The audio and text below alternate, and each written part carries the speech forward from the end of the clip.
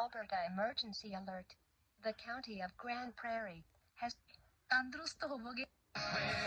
the evacuation alert area due to a wildfire.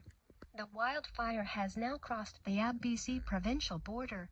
The current evacuation alert remains in effect and has expanded to include everyone south of Township Road 710 to 700 east of the British Columbia border to Range Road 130. The evacuation order remains in effect for everyone located north of Township Road 710 to Township Road 740, east of the BC-Alberta border to Range Road 130. If an evacuation order is issued, residents will have 30 minutes to evacuate. Everyone within the evacuation order zone should have evacuated already.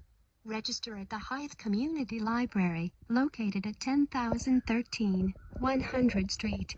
If you need help evacuating, call 780-830-5002. Stay informed through the GPREP Facebook page, Twitter, or our website at www.gprep.com.